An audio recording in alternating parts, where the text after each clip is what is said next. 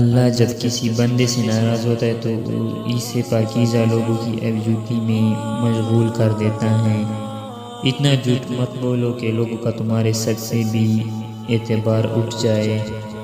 علم یہ ہے کہ تمہیں معلوم ہو کیا کہنا ہے، اور حکمت یہ ہے کہ تمہیں معلوم ہو کب کہنا ہے۔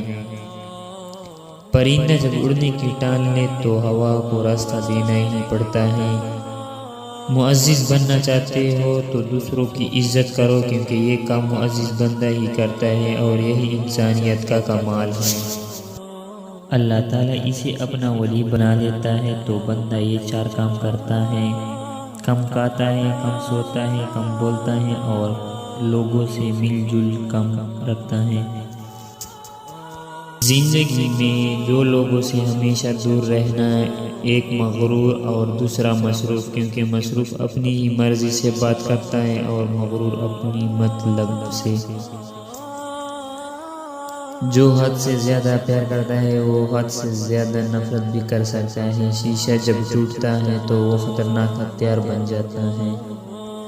اگر تمہاری ذہن سے کسی شخص کا خیال نہیں نکل رہا تو اس کا مطلب یہ ہے کہ تمہیں اپنی دعاؤں کا سلسلہ جاری رکھو۔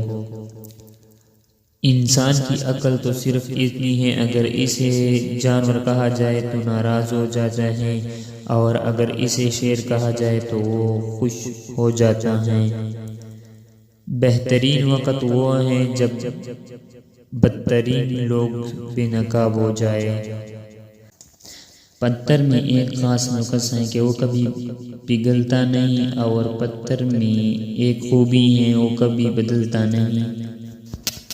انسان اکثر ان لوگوں کو ڈھونڈتا ہے جن سے وہ محبت کرتا ہے، اور ان لوگوں سے بے خبر رہتا ہے جو اس سے محبت کرتے ہیں۔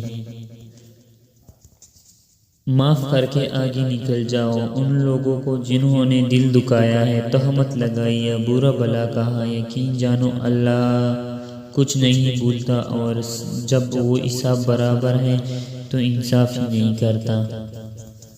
ہزاروں مایوس لوگوں میں سے اگر اس نے تمہیں دعا کی توفیق دی ہے تو پھر وہ کیسے تمہاری دعا رد کر سکتا ہے جس نے دعا کا حکم دیا ہے؟ تمہاری ساری پریشانیاں تمہاری خواہش کی وجہ سے ہیں۔ خواہش چھوڑ دو، تمہیں سکون مل جائے گا۔